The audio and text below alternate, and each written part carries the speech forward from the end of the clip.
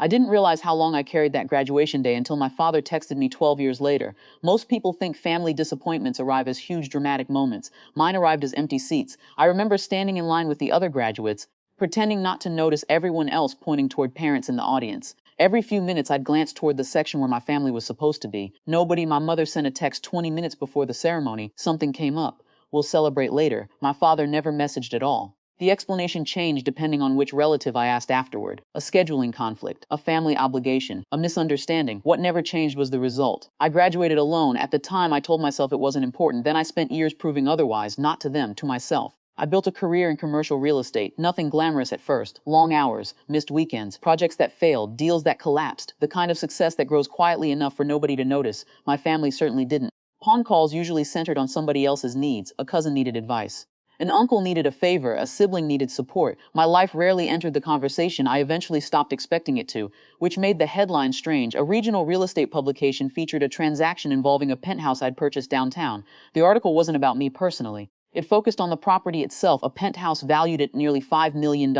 I read it once and moved on. My family did not. Within 48 hours, relatives I hadn't heard from in years were finding reasons to contact me. One wanted to catch up, another wanted lunch. Someone else suddenly remembered my birthday. The attention felt less flattering than unsettling. Then my father's text arrived. Family dinner at 6 p.m. Important discussion. No greeting, no explanation, just a time and place. I stared at the message longer than I should have. Part of me wanted to ignore it. Another part was curious, not hopeful, just curious. The restaurant was nicer than anywhere my parents normally chose. That was my first clue. The second clue appeared when I walked in. Everyone was already there. Ponkrent siblings, 2 uncles, an aunt, even a cousin I hadn't seen in almost 3 years. The welcome felt oddly coordinated. People stood, smiled, asked about work, complimented my success. My father shook my hand as though we were business acquaintances. For nearly 30 minutes, nobody mentioned why we'd gathered. Then my uncle finally did. There may be an opportunity for the family.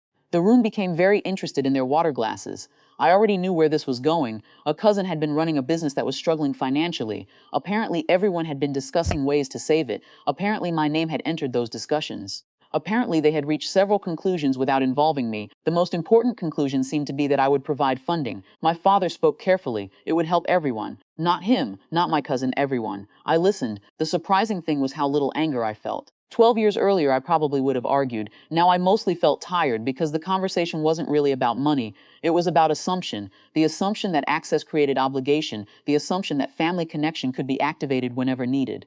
The assumption that success belonged to the group once it became visible. I asked simple questions. How much money? What was the repayment structure? What financial records existed? What protections were being proposed? The answers grew weaker with each question. Eventually someone said what everyone seemed to believe. We're family. The room went quiet. I nodded, then I checked my watch. Actually, I said, someone should be arriving. Confused faces looked around the table. A few minutes later, 2 people entered the restaurant, my financial advisor and an attorney who handled some of my business matters. This wasn't an ambush. I had a meeting scheduled with them later that evening regarding an unrelated project. When the dinner invitation arrived, I simply adjusted the timing. The effect was immediate. The atmosphere changed completely. The discussion stopped being emotional. Now it required specifics: DOMS, liability, terms. Accountability. My attorney asked a few routine questions, nothing aggressive, nothing hostile, just ordinary questions professionals ask before money changes hands. The confidence around the table faded almost instantly. Nobody had business plans. Nobody had financial projections. Nobody had agreements prepared. Everything depended on trust. More specifically, it depended on my willingness to ignore the absence of everything else. For the first time that evening, my father looked uncomfortable, not embarrassed, just surprised, as though he had expected a family conversation and found himself inside a business one. The distinction mattered because they had brought me there for my resources. SOARs require evaluation. Eventually, my advisor closed his notebook. My attorney thanked everyone for their time. And I made my decision politely, calmly, without mentioning graduation, without revisiting old wounds, without making anyone defend the past. I won't be participating. Nobody shouted, nobody stormed out. The disappointment was visible, but so was something else. Recognition, the realization that my answer wasn't emotional. It wasn't punishment. It was simply a boundary. Dinner ended shortly afterward. People lingered awkwardly near the parking area. Conversations broke into smaller groups. My father approached before I left. For a moment, I thought he might finally talk about graduation, or the years between, or anything that actually mattered. Instead, he nodded once. You've changed. I considered that. Then I shook my head. No, I think you just know more about me now. Neither of us had a response to that. I drove home alone. The city lights reflected off the windows of the penthouse everyone suddenly cared about. And for the first time all evening, I thought about those empty seats at graduation, not with anger, Not even with sadness, just clarity. Back then, I believed success would eventually earn recognition. What I learned instead was that recognition and value are different things. Some people notice you only after success arrives. Others value you before it does. The difficult part is learning the difference.